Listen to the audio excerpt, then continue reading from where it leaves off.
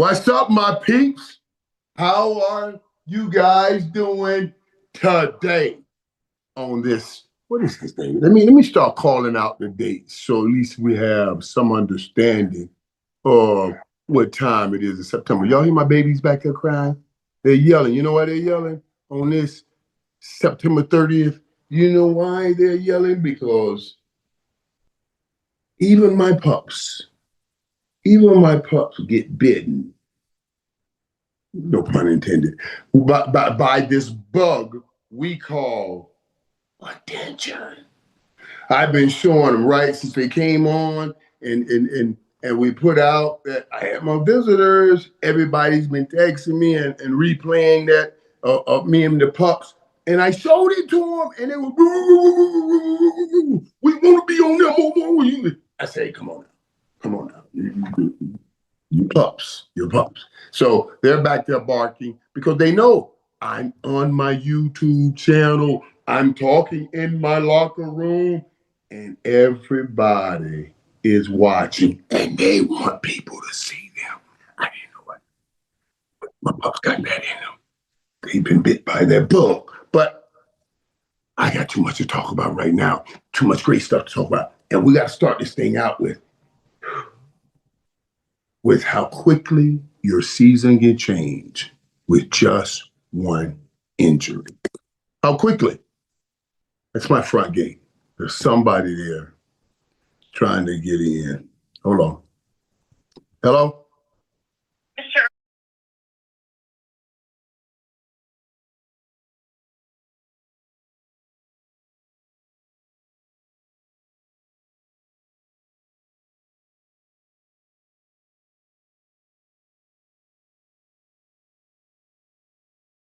Just like that.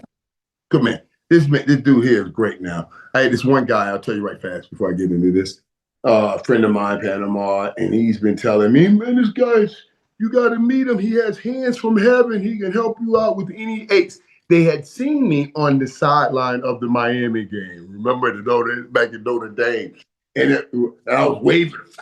I'm going crazy. And then Miami scored, and I was running down and meet one of the young guys at the end zone. Ooh. And of course, you know, I don't run like I used to. I had a little limp to it. And the guy was like, Michael, you have to see this guy. This is the guy that's coming over now. It's a chiropractor. Great at what he does. The guy was telling me he got hands from heaven. And I was like, everybody says that. Everybody always says. I'm so sick of people selling me that don't really come out real. And then you get to the person or you try the product and there's nothing. Like, I was like, but dude, I told my friends, you want to be my friend? Then don't be a damn commercial. Don't be telling me stuff that ain't true. I get enough of that on the commercials. So you know what I'm saying. People be calling you all day. Yeah, they do. They call all day long. And I don't mind people calling me all day. And I don't mind people calling me with opportunities, but they call coming to take and not coming to bring. And that's always a problem. Let me tell you what I want to do tonight right here on my YouTube channel. You guys know, in this locker room, I want to talk about that most important thing that I think is eating up the landscape right now. The most important thing is injuries. Let's look at how many people, how many times, or how many situations around this league where we see right now where a certain injury has derailed their season. I want to start off with this injury that we just watched last night that I felt so bad for, and I want us all to be praying for him. Tyreek Hill in Miami going down, lost for the season. It's been confirmed he has a knee dislocation, ACL tear, and other ligament tears. Surgery done, no other needed. I'm happy that they have gotten the surgery done, and there will be none other needed. At least that's what they're stating right now, and at least that's what we hope down the line. Because the reality is, there's so much going on here. Tyreek Hill, that's his complete knee. And you got nerves, you got everything in that situation that has to come back. So yeah, you might have you had a surgery and you get it all done well, but only time will tell if it comes all the way back because of all the situations that are around that knee and how bad they've had, how bad of an injury that was. And imagine this for Tyreek Hill. You're the fastest dude in the National Football League. Fastest dude in the National Football League. So you're not just talking about, am I going to get back on the field? You're thinking about, will I get back to the football field and be able to play like I played? Yes, that's the question. Will I be back on the football field and have the speed that I had? Yes, that's the question. Tyreek Hill isn't the biggest guy in the world. Matter of fact, he's one of the smaller. His speed made him the most feared. Without that speed, nor size, what is Tyreek Hill? That's why this was a devastating injury to Tyreek Hill. That's why when I walk into this and see you get that kind of injury while you're playing in a game between 2-0-3 teams, I can only imagine what's going on in his mind, in Tyreek Hill's mind. Like, I had heaven. I was living in heaven. I had everything. I had the greatest quarterback. I had a great tight end. I had an offense built around me, and I was putting rings on my fingers. I didn't say a ring on my finger. I said rings on my fingers. And I left. And now look at what's happened. I'm going to make this statement right here. I said it before, and I said it earlier to you guys. I'm going to say it on this live. Tyreek Hill won't catch another pass in Miami. He just played his last play in Miami. There's way too much going on around Tyreek Hill coming into this situation for him to come back to this situation. You know, now, Coach McDaniel's going to be on the hot seat.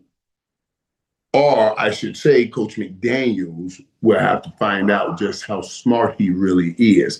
His point man in his whole offense has been off Tyreek Hill. So every play they set up off your fear of Tyreek Hill. That's why he's moving around, running, always moving around because everybody's trying to double team him. So even having a Tyreek Hill move around helps declare the double team, helps the quarterback, and helps all the other guys. Now they got to go play a little more conventional football, or, which might even be better for them in this situation, now you don't have a point man. You don't have a point man. The sad thing for me is, for about a minute, I saw it. What it would have been and what it could have been. Say you had a Tyreek Hill, and they could have played more with Darren Waller. Miami, you just got Darren Waller on the field, and now you lose Tyreek Hill. Those two beasts. And now Darren Waller pick up his opportunities, and you're going to now go to Jason Waddle as your number one receiver, and you'll set up a different offense. And if Mike McDaniels is anywhere as near as smart as I think he is, this too will work. And if this too work, there is no Tyreek Hill, because now defenses will have a different strategy. They don't know what the point man is. And now Tua can play a better game, and he doesn't have to stare down Tyreek.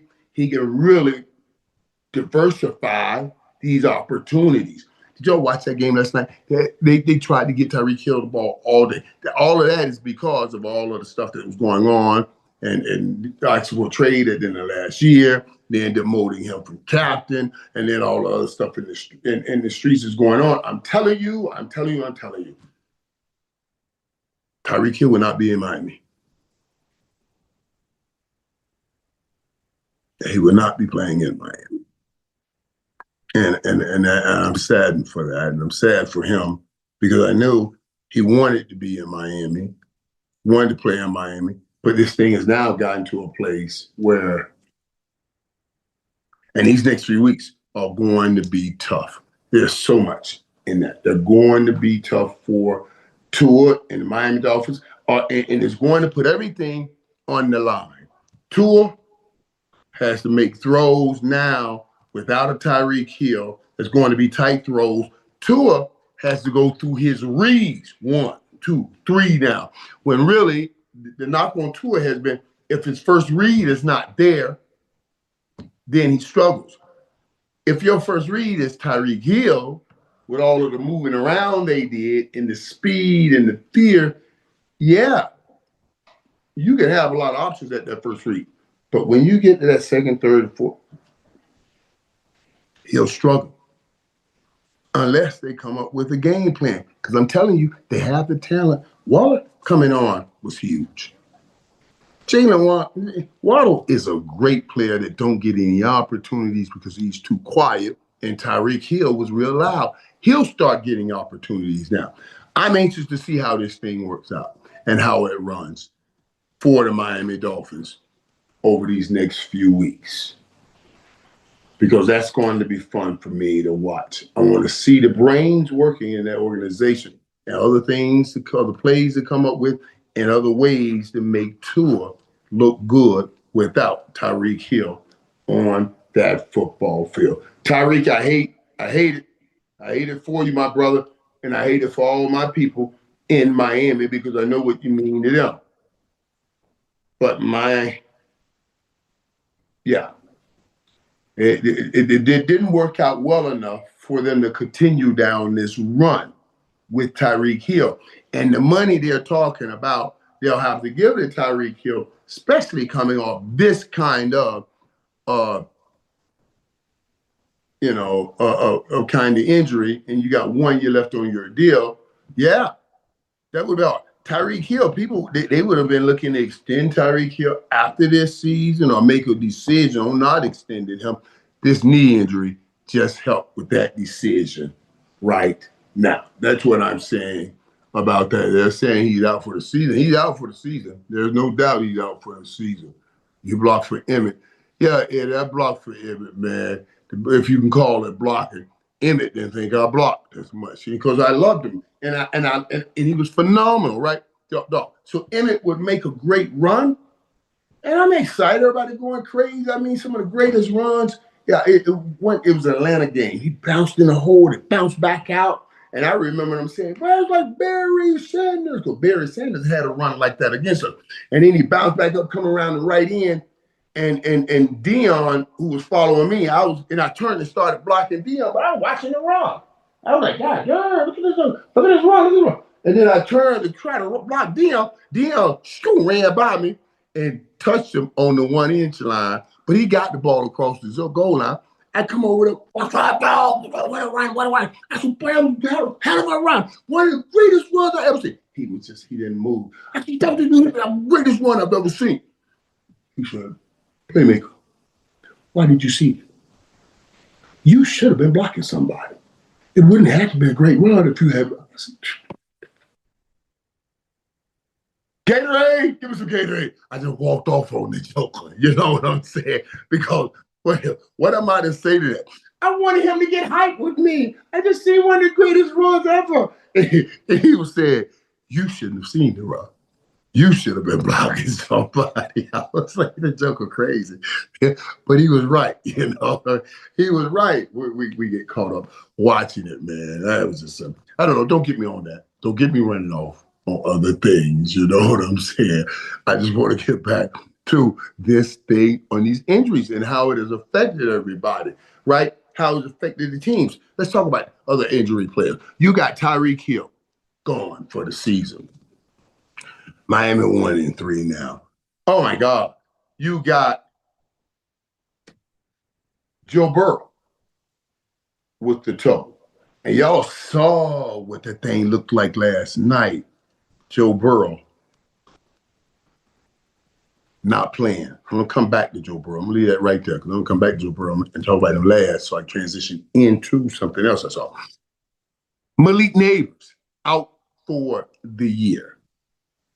Out for 3 months. Well, you might as well call it the year. You know what I mean? Malik Neighbors, Joe Burrow's out for 3 months. Malik Neighbors is out for the year. Lamar Jackson could miss up to 2 or 3 weeks. Big injuries. Lamar Jackson, that could sideline the whole Ravens situation for the season. With the record right now, where it is.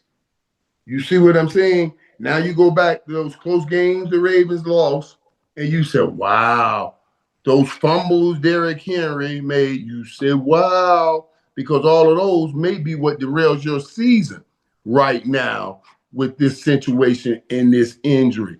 And let me tell you what blows my mind, too, and I thought about it because they made such noise about it, even though it was bull noise, is this report that came out about Shedeur Sanders not wanting to play for the Baltimore Ravens, not wanting to be drafted by the Baltimore Ravens and sit behind Lamar Jackson for 10 years. I had no problem with that, especially in the 5th round, because I'd rather sign on in the 5th round with a team that I know gives me the best opportunity. I almost want a free agent contract over being drafted that late. But I know now with Lamar Jackson out 2 to 3 weeks, had they drafted Shedeur, would he be getting an opportunity right now? Because just don't like he's getting that opportunity in Cleveland. So I thought that was interesting. Lamar Jackson missed up to 2 to 3 weeks. Malik Neighbors out for the year. And Malik Neighbors out for the year when Jackson Dart is coming in and darting all over the football field.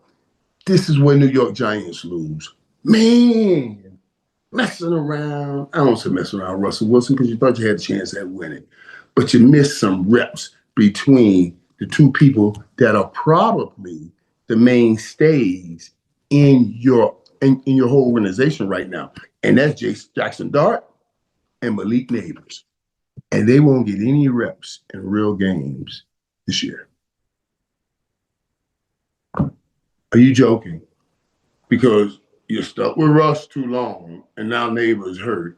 And all of that growth, the whole reason you go to Dart is to get growth with everybody that's going to be here for a while. And you just lost it. I know that's devastating. You know, for Malik Neighbors, they go out for the year when the young guy just got the job. You know what I mean? That's what I'm talking about. I appreciate it. Hey, man, I appreciate that, man, Terry. Saying I appreciate you, King. I appreciate you too, my brother. I appreciate you saying that, man. That's real stuff, man. Cooper Rush time? It is Cooper Rush time. We're going to see what happens with that. And you know what? That's right. You're right, Double Star. 88, you're right. You're right. You're right. And why is Cooper Rush a valid replacement for Lamar Jackson? Why? When Lamar Jackson gives you a set of legs and the ability to run the football that Cooper Rush cannot touch.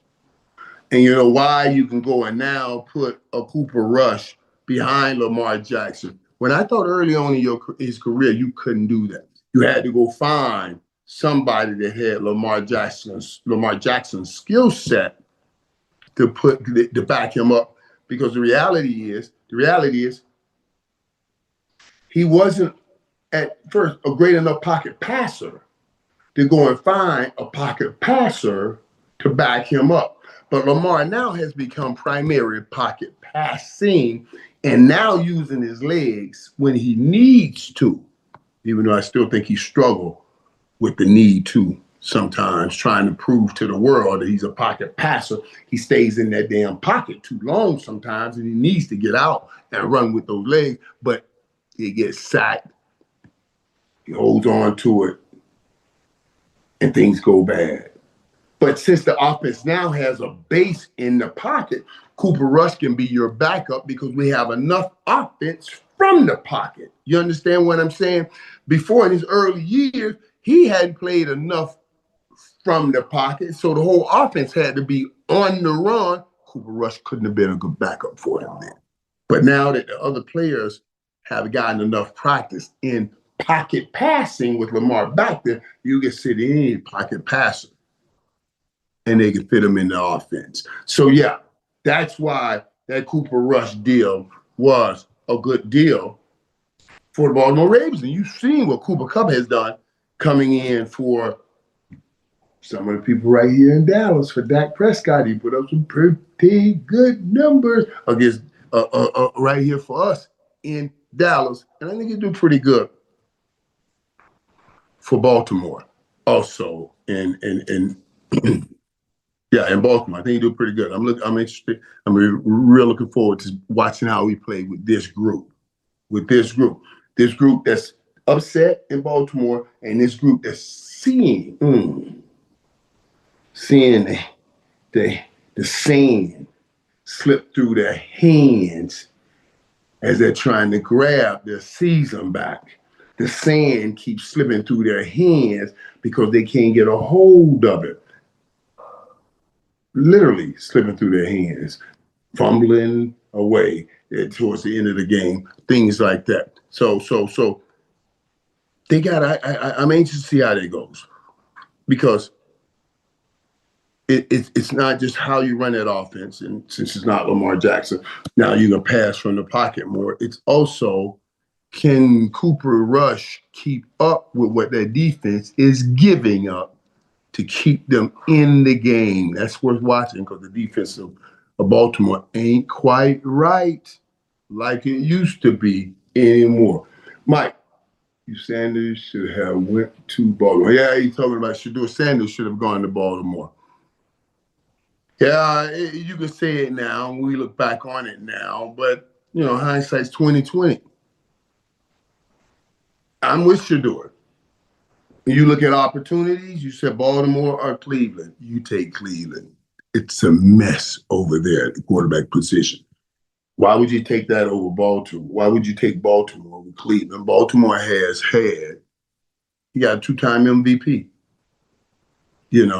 So it is more difficult to get on the football field when you have a 2-time MVP, and Cleveland didn't even have a quarterback. So I ain't got no problem with what Shedeur was trying to get done. He was trying to find a way to get himself on the football field. Shedeur Sanders, I got no problem with what you did. Speaking of that quarterback, Shedeur Sanders, this last injury I want to talk about is Joe Burrow. And I want to tell you why I was so crazy last night watching this game as the Bengals stumbled through what they stumbled through and getting whooped like they got beat down. Like they got beat down last night by the Broncos. And let me tell you, the important part of this, Joe Burrow out. Browning comes in. They spent a lot of money. T. Higgins and Jamar Chase. And Jamar Chase and Pat Surtain lined up all night together. And Pat Surtain came out of this night looking like what he is, looking like a young prime time Deion Sanders. Jamar Chase he had 5 receptions, like 23 yards or something like that. Why is that significant? Why are you talking about that, Michael? I saved Joe Burrow for last and told you how Patrick Surtain shut down Jamar Chase, because he's playing without his quarterback. I remember having those fights, being in the game, and Deion Sanders is lined up over me, and I got a backup quarterback in the game. There's nothing worse than that. Even with Troy, we're going to be real careful when we throw over here. Now you got the backup. He ain't got no nuts. You know what I mean? He ain't got no cojones here. He's a backup. He's like, if I throw one interception, not only will they pull me out of this game, I may not get to play ever again in this league because I'm a backup. And when I get in, I gotta make sure I make plays. That's how I told Steve Berline in the documentary. You guys saw it when Troy got hurt. Steve Berline comes in. I said, hey, you want to stay in this league? You want an opportunity to make some money? Stop playing around. Throw me the damn ball. And he said that. Michael said that to me. When Michael said that to me, I said, okay. That's when we beat Darryl Green, Washington, and we went on a 7-game win streak. Steve Berline got a big deal, I think, with the Carolina Panthers the next year because Troy got back and got healthy. That's what you want for your backup quarterback. And yeah. So now Burrow goes down. Jamar Chase, Patrick Surtain fight it out. Patrick Surtain beat Jamar Chase. And here's the kicker why I saved it for last. Because the Pat Surtain takes out Jamar Chase, who most considered the best receiver in the National Football League, him and Justin Jefferson. On the other hand, I was reading where A.J. Brown put out that tweet talking about Philadelphia Eagles and the whole process. Why he's nice. I'm not going to say anything. Nathan, see if you can find that tweet or find exactly what he said so I can read it for people. He said, I'm not going to complain. You just kind of shut up if I'm not getting the opportunities I deserve. So I said, okay. Wow. He made a statement here. You don't think he totally understood who he was playing next? You are playing down Patrick Surtain, curtains. Out of my mind, because this man, he covers you so well. It's a curtain call. Whenever you're playing against Patrick Surtain, I tell you, like Dion and Darryl Green, I call those curtain calls because he covers you so well, your night is over.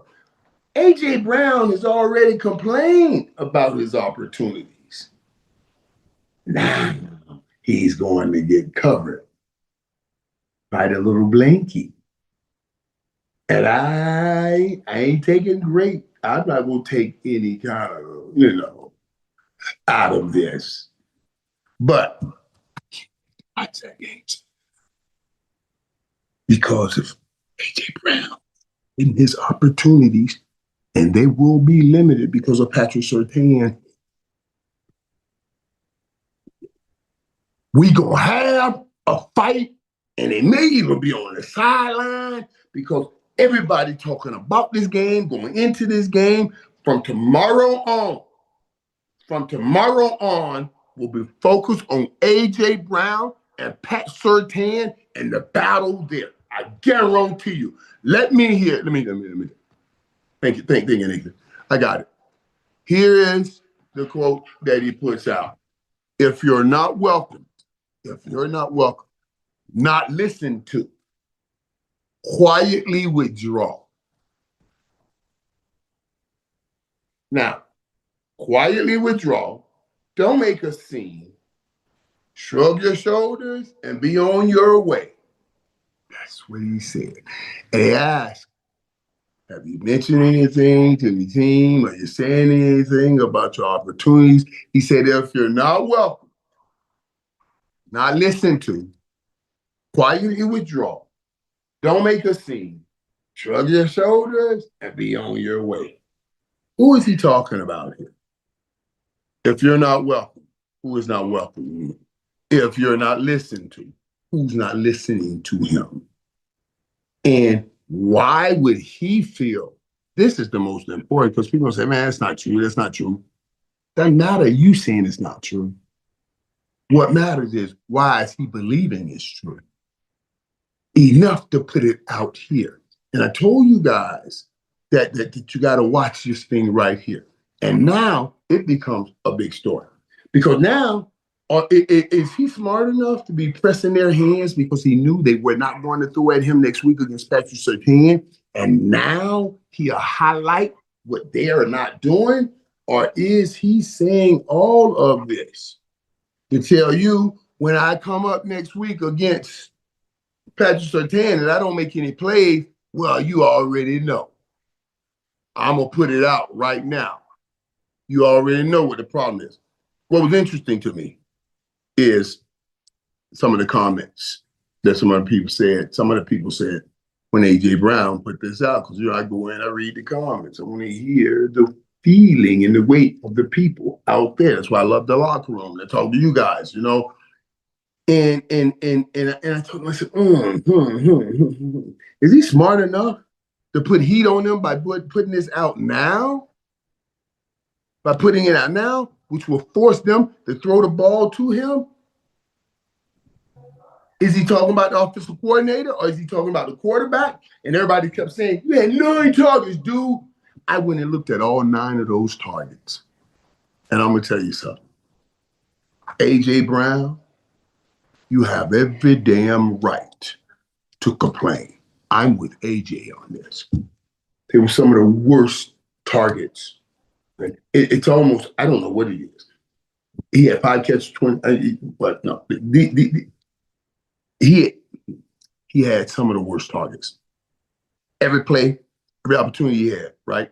Most of them, and what they give him, if you go look at it, they'll throw him a smoke screen. Whoop, there's a smoke screen. That's one of them, shut up, just take this ball and get out of my face, right? Just it is throwing. Yeah, I saw that too. I saw that today, where my boy, and I almost called Archer when I said it because it was such a great piece. He broke down. He went and looked at those targets too. Whenever that's the one thing you do. You got to you can go look at and put in A.J. Brown targets, and then all of the film will come up. Only so you can watch the all 22s. We call it the all 22s. It's how we like to study film. All 22s. Let me explain. In film, you get a sideline shot. What we're studying, you get a sideline shot so you can see it from the sideline. Then the same play goes on an end zone shot so you can see what's happening from the end zone. Or what we call the all 22. That's the high shot so you can see the action of all the defense and everybody on offense. And now I go in, I'll look up punch up this order. I'll look up all the A.J. Brown targets on the 22. I want to see it from the high so I can see it all. And yeah, and Archer did a piece on it, and it was great. You're right, Nathan, it was great because he was saying, Archer said, these are what I call hear fine targets. When you're complaining, they have no brains to it, no anything. They say, okay, shut up. Here, fine, shut up. And they threw him, and he threw him a couple of those. But what he was talking about is up the field, and he had opportunities, and the ball sailed bad this way, sailed bad that way. They were bad throws. So I'm still kind of pondering, is he talking about the offensive coordinator or is he talking about his quarterback? If he's talking about the offensive coordinator, they got a chance. But if this leans anywhere towards that quarterback, now I'm expecting an implosion here. Because next week, Sunday night, A.J. Brown ain't going off. Not on Patrick Surtain. He's not going off. And A.J. Brown right now is looking at the stats every week. And you know why he's so mad right now? He has 13 catches on the season. 14 catches, I think, on the season. And Puka had 13, 14 receptions in one game. So he's like, oh my God. Puka right now has 500 yards right now in 4 games. Amazing. You think A.J. Brown thinks Puka Nacua is a better receiver than him? I don't think so. And no matter what, even though you're undefeated, you still be looking at the numbers and say, this dude here, because that's how your money will be measured. So A.J. Brown arguing about opportunities, I understand. And I'm going to tell you something. He had 42. He leads with 42 receptions. Oh, there. 42, he leads the league. 42, 503 yards Puka has. And so he's getting 13, 14 a game. And AJ says, I got 14 on the season. I ain't got no problem with it. I want you guys to watch what happens right now in this game Sunday to see if there's an implosion going on in Philadelphia. And I don't hear people tell me, oh, Mike, what are you talking about? What kind of implosion? They can't destroy this team. It's too good. This team went 10-1. And after an implosion, they went 1-5 down the stretch. An implosion in your locker room tears down everything in this locker room. So you have to be careful with what's going on right now with Philadelphia Eagles. Yeah, that's so crazy, man. Huh? That second is Jackson Smith and Nick Najigma. And I love this kid. 402 yards. Wow. Second reception. Jake Ferguson, 34 receptions. He'll get some more opportunities because of CeeDee Lamb being out. So he's having a good season for himself right there. And speaking of CeeDee Lamb, let's get to that conversation about that game that we saw the other night. Messing with his money. That's hey, Dungeon and Crawler. Is that what how you Dungeon and Crawler, Kevin? Dungeon Crawler, Kevin. Yeah, I mess with his money. And that's what he's saying. And when is his contract up, as a matter of fact? Because the way he sounds right now, it's almost like he's getting ready to get out of there. Isn't it funny though, dude? Think this, dude. Let me hear from you guys first before I go to that Cowboys game. We'll go to that Cowboys game next. Make these comments bigger if you can, so I can just hear from these guys because I want, blow that up because I want to talk about this. I've said this here before. Isn't life so funny how history repeats itself over and over again? Like, when I see A.J. Brown, he starts going off like this, I start saying, oh, didn't T.O. do the same thing? So they're back in Philly, back with a top receiver, because T.O. and Donovan McNabb fell out too now. Fell out and got all kinds of issues going. And pretty soon, T.O. was in his garage and doing sit-ups. And that's when I called him and got his butt here. But this is what he was doing. Sit up. And I said, now they got another receiver going to same thing. This was after T.O. had gone to the Super Bowl with Donovan McNabb, played on a broken leg and everything. Just got too far out there, and they decided to go part ways with him. And I'm like, man, they're right back at this again with a young, talented receiver who is saying, I'm not getting enough. I'm not getting enough passes or enough opportunity. Let me always say, we want Micah Parsons back. Can we please get those picks back? He said, I'm sad.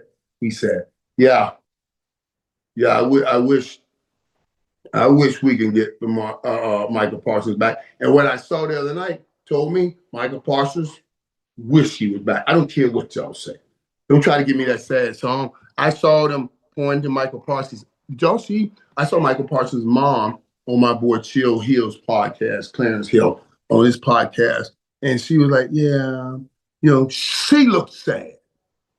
She's a huge Cowboy fan. The whole family, they're Cowboy fans. I ain't talking about Cowboy fans since Michael got here.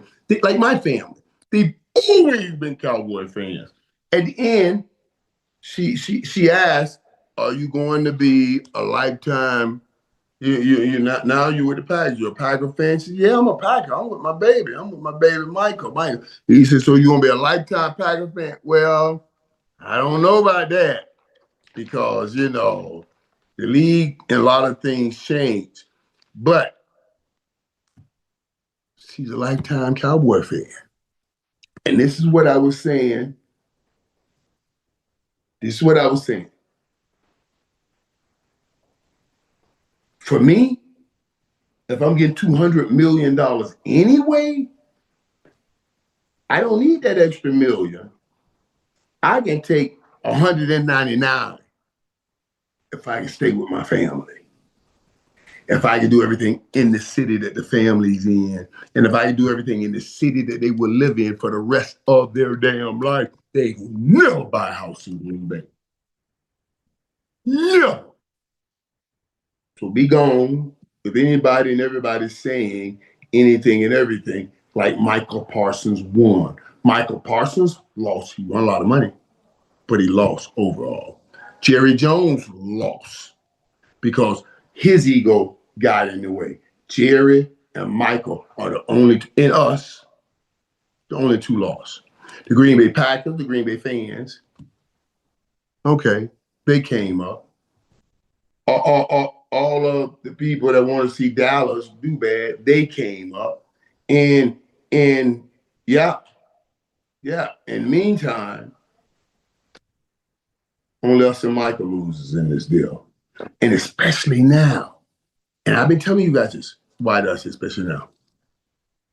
I know it's business, Dan. I know it's business. But because it's business, it doesn't remove the reality of life. You see what I'm saying? If I can get $42 million in Green Bay for 5 years, and I get 41, well, they were at 41 million in Dallas.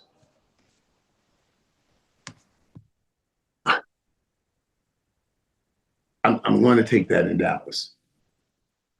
I'm going to direct it. I'm just saying. And I'm going to consider my family and all of that. I'm just saying. I got to be able to let the Micah Parsons thing go. And it hurts us so much. Let me tell you, because now we see Dak can possibly, I asked for 30, 35 points. Dak can put up 40 points a game now. With the way George Pickens played, and George Pickens left so much on the field. He did step up, but he left a lot on the field. And that's my problem right there. Wait, what are you saying here? Micah is bitter. Wait, go back over here. Go to comment. Go back, go up a little bit. Yeah, Micah is bitter. He's upset with Jerry. Still, it's the star. I know. He won't be in the Ring of Honor. Like he won't. His family's going to go to games there because they still got that suite. And oh my God, can you imagine what it must have been like? Let me tell you, I'd rather be a hero. I'd rather be a good player in front of my family, here with the ones I love, and over a great player somewhere else. You see what I'm saying? Because the joy of my family being here, watching me, being at the game, it's everything. It's everything. So I would prioritize things like that. And I'm talking about Michael because we can put up 35, 40 points a game. And if we could do that, what do you need? You just need a pass rusher. And we're not going to stop the run, even though we've been better with it. We're not going to stop it. But the 40 points a game would have stopped that running game. That's why I said we were upset about that. But we got to let it go. Yeah, that ain't even a question, Stephen White. Way bigger fan base and deals here. You're absolutely right. The bigger, and that big fan base is what made his podcast worth $200 million. You know what I mean? What do you mean? Yes, because 15 million he is paying in state tax. That's what I'm telling you. That's what I'm telling you. He would take. They tried to sell you guys, and they said it, and it's the trick when they said it. He had 47 million in new money, 47 million a year in new money. The new money starts next year, not this year. So it is 47 million in new money, but when you add in what they do this year, it becomes 42 over the 5 years. You see what I mean? When they said 47 over new money starts next year. But the real deal is 42 over 5 years because he's not going to sit on his butt until he gets to next year. And that's the deal I go off of. And I'm just saying, Jerry, what's that? We got to get out of that Micah Parsons stuff. We got to get out of that. And yeah, it was hard for me to watch too, Kevin, him wearing those colors. I'm telling you, I was hurt. I was really sick before. And then I watched him and knowing he was sick made me feel better. Because I didn't want to be sitting here crying over Micah Parsons unless I know he's been crying over us. And he has been crying over us too. And that was the good thing. Talking about that game, y'all saw it. Cowboys 40-40.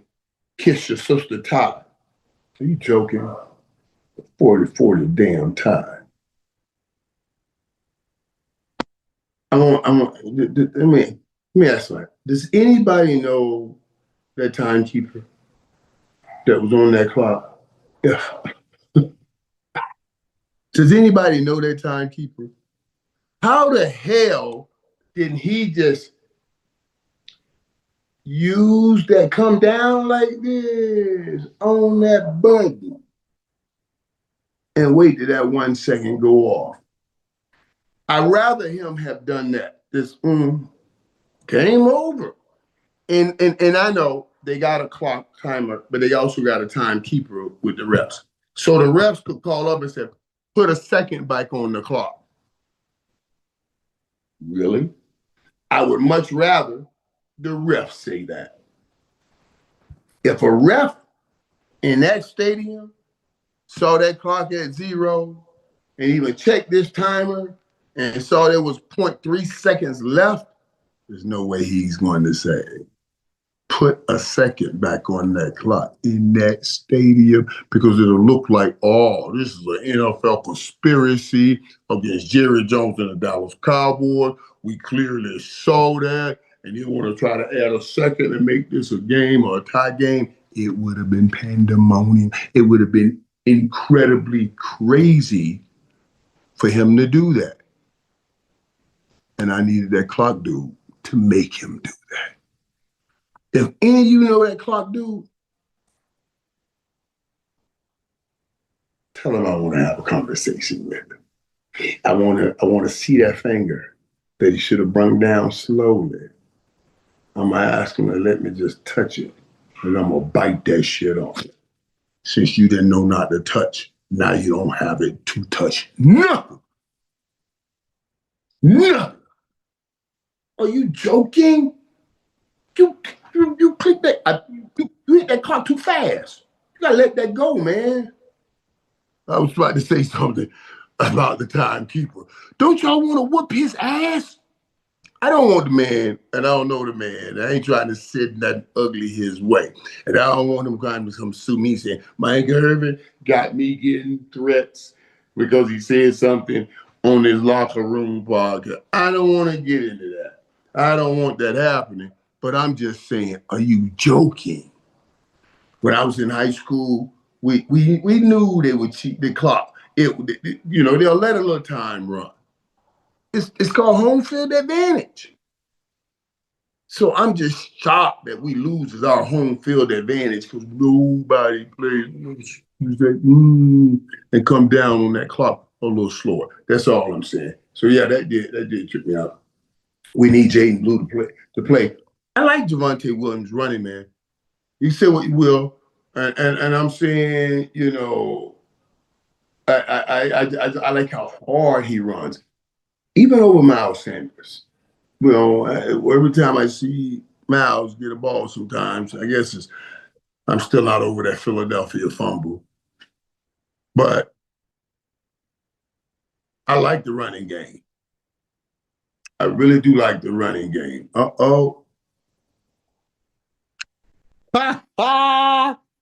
Hey, this just came in.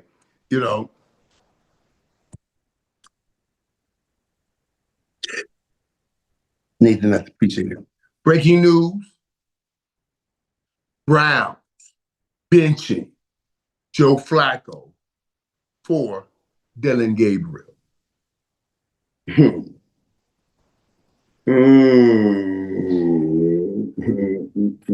Okay, so it's inside info. Okay, you got it. So okay, but that's good news. That is good news because I've been telling y'all they're going to do it. They're going to do this, and now I want to see the pressure of what happens here. I mean by that is 4 games in, we'll get a look at Dylan Gabriel, and now okay, do we get a look at both of these young quarterbacks? Remember, my whole thing was if I was the Browns, I'm going to rotate these quarterbacks right now. I'm going to go Dylan 1 week, Shedeur Sanders the next. There'll be so much interest in the Browns. Joe Flacco being set down and Dylan Gabriel being brought up will bring interest right now because people are saying now Shedeur Sanders is one snap away from playing. So I can't wait to see how they're going to play this out now that Joe Flacco is expected to be benched and Dylan Gabriel is coming in and they are going to go play. They're playing the Vikings coming up. And the Vikings, yeah, that's going to be, I can't wait to see that game. I can't wait to see that game. And I'm telling you something, that Cleveland Brown defense is so good. It's so good. It deserves something. And it wasn't getting it out of Joe Flacco and all the turnovers he's got. Now we'll see a little step up and they'll play a little harder because they got a young quarterback and they think he may give them a chance. And that defense ain't no joke. So you got such a great defense, you can get young guys ready. And since Joe ain't lighting it up, you might as well make that move. And that's exactly what they did. It's probably one of the best guys to wear 33. Oh, yeah. I like that too. And that's Lacey. He's talking about Javonte Williams and E. Lacey. 33. And it was funny looking at that 33 at first. You know what I'm saying? But I like now. I like it now. I like when I watch it. I just like how hard the kid runs. He runs so hard. He reminds me, he could have played with us. You know what I mean? Guys that run like that, play like that. He could have played. He could have played with us. Yeah, Stephen White, you're right. It's hard to play for 2 rookie quarterbacks. You know what I mean? So how does anybody prepare if they're going to play Cleveland and you know you're putting in your young quarterbacks, you see? So yeah, you're right about that. I can't wait to see the game Sunday to see what happens with that situation. You think Prime would have been Dallas? Kevin asked me, you think Prime would have been Dallas? Oh, snap, where'd they go? Where'd they go, y'all? That leader. What did he say? You think Prime would have been Dallas coach if he? I don't know. I don't if he wasn't battling the cancer. Nobody knew he was battling cancer. I couldn't read. I couldn't see the rest of it. Nobody knew he was battling cancer, but I don't know if it would work this year. I wanted it to work this year, but in time got a new contract and he had this big buyout, and Jerry was trying to get in on a low end with the head coach. That's why he went the direction he went. And it's going to be hard to get in on the low end with Dion when he was one of the hot topics at the time and looking at a new contract with the team that he was with. So that was different for me. You know what I mean? And I don't know, you got to give Coach Schottenheimer more than one season. And what he's done so far for me says he's earned more than one season. You were expecting to have a Micah Parsons, and you did, but you still played the Eagles hard. You just tied with the Packers. You should not have lost to Chicago, but that defense was giving up everything. That's not on you. You are the offensive coordinator, and that's why I say you can't find any reasons to be talking about doing anything with Coach Schottenheimer right now. Because Schottenheimer has an offense that's in the record books right now because no other team has ever given up 35 plus points at home, both home games, and walked off without a loss. The Cowboys gave up 35 plus points at home in both games, but walked off without a loss. Never done before in history. That's how epic this offense is played.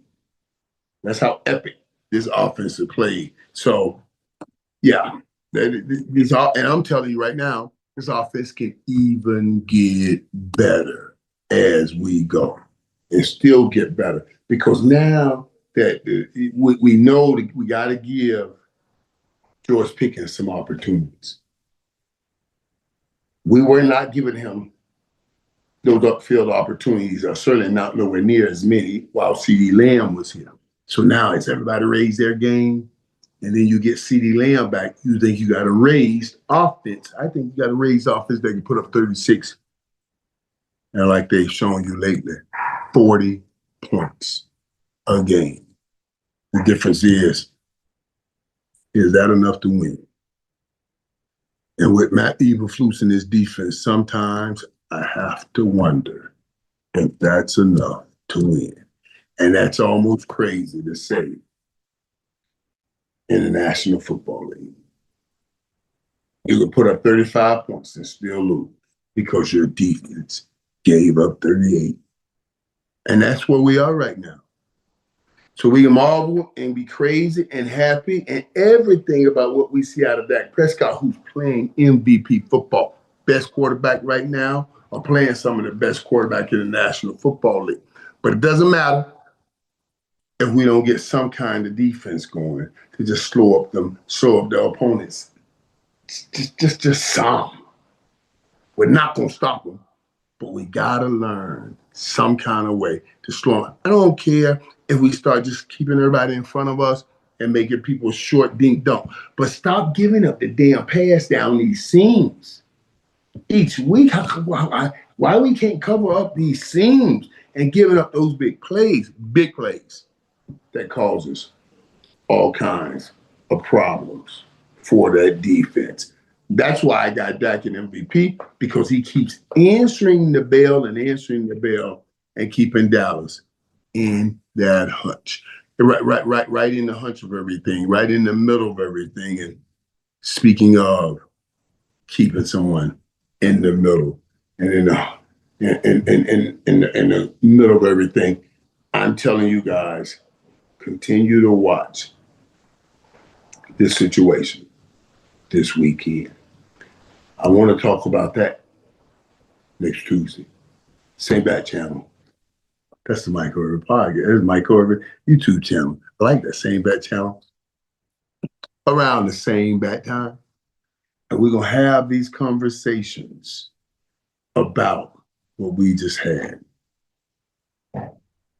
I can't wait to see how this thing plays out. Oh, yeah. Before I talk about it, did y'all see George Pickens dropped another one of them balls? Now, this time he did try to catch it there, which I like.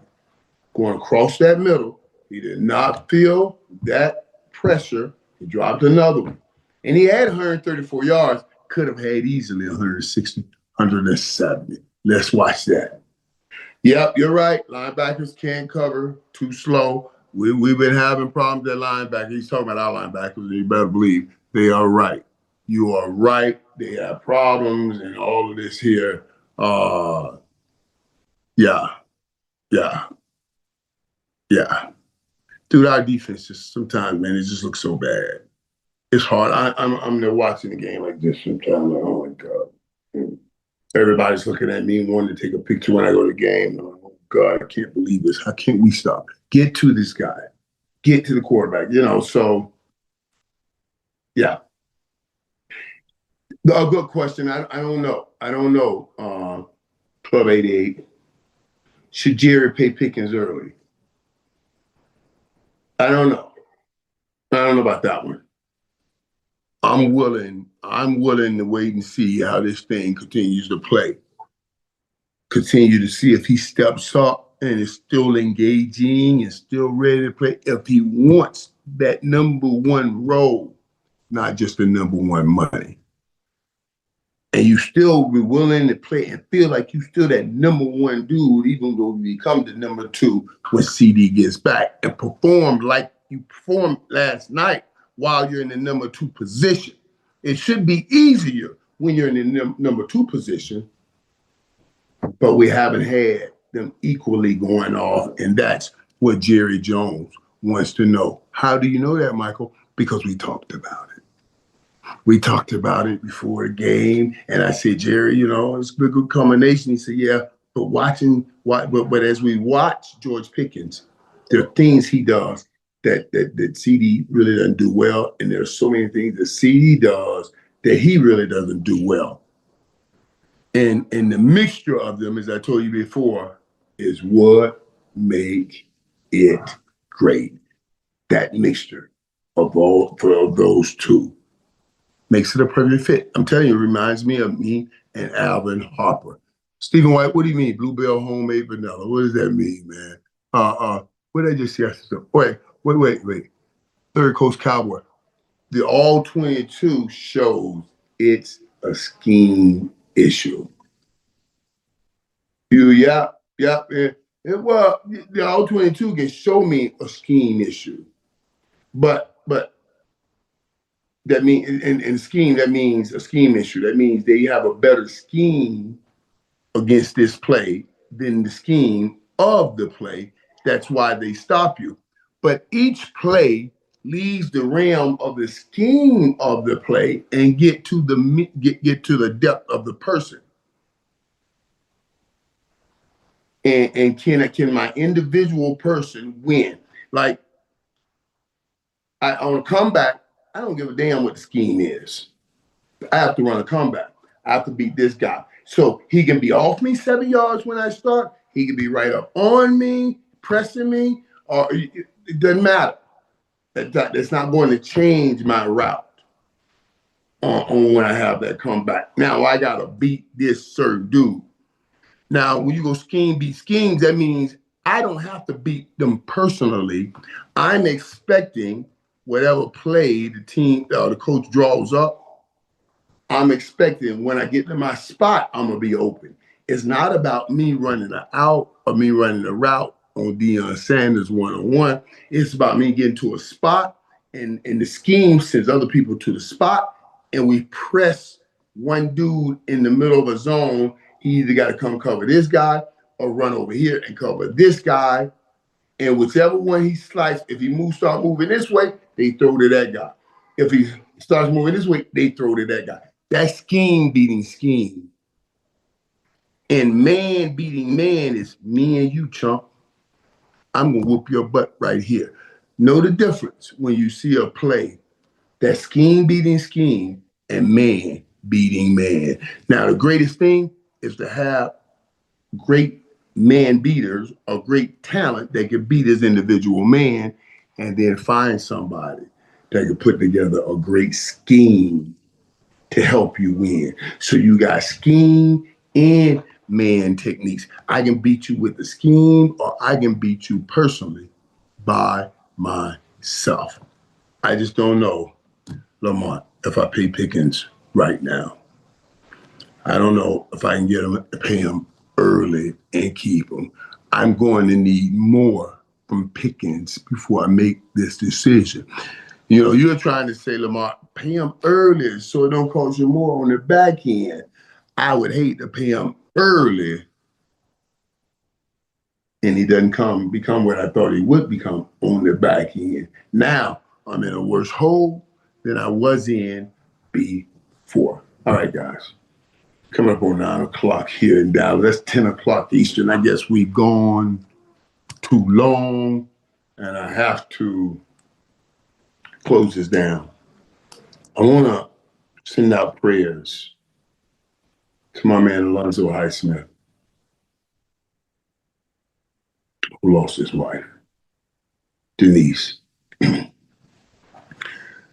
Lonzo's a great dude, man. Lonzo stayed with me in my home, you know, as he was transitioning, leaving football and then going into scouting and GMing and all that stuff. And came and stayed with me here in Dallas. He and Denise, his wife, and we got so close. Lonzo and I was close at Miami. I knew his wife while we were in Miami. He knew my wife while we were in Miami. So when we got a chance to see each other here in Texas, it was great. I was with Dallas. Remember, he was over in Houston. Yeah. I've been getting so many well wishes about my wife and her illness. Scott, and I got a text about him losing his wife. And yeah, I just want to ask you guys to pray for him. Pray for him and pray for his family. And pray for me. Pray for you. Pray for everyone you know that have done great things for you. And pray for everyone you know that has greatly violated you anyway. Just pray. And things will all work out fine. All right, peeps. We'll drop in next week, right here in the locker room, to discuss some more. I can't wait to talk about the results over the next 6 days. What happens in Philly? Do you blow it up like a bomb? Do A.J. Brown blows it up? Does he blow it up when you don't get him enough receptions against Pat Surtain? You guys watch it. Let's talk about it next week. I guarantee you, something's going to go down, and we will find out. God bless my peeps, and I'll see you right here in the locker room. We got so many good things coming. I can't even wait. Gene, we've been working on so many great things for you guys, man. I really love having the opportunity to just chop it up. Yeah, dude. Listen, before I go, I see all these go canes. Hey.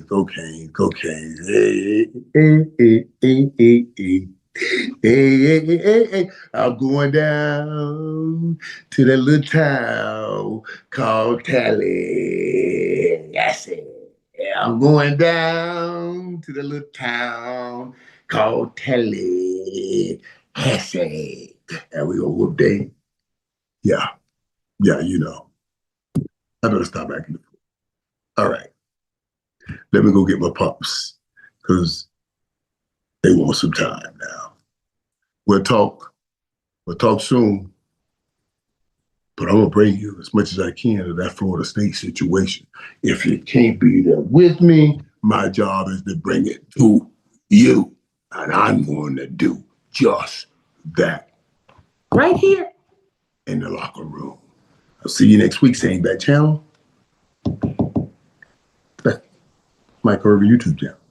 That's the same bat channel. Around this bad time. And we will have another great time. So much to talk about. And we'll be talking about it. And I want to see also if these Cowboys can get on a few wins right here because we got some real winnable games coming up. Dude, we're right back where we need to be in this fight. If we can get a couple wins these next couple weeks. But we definitely need that win Saturday for the U. God bless my peeps. Love all of you.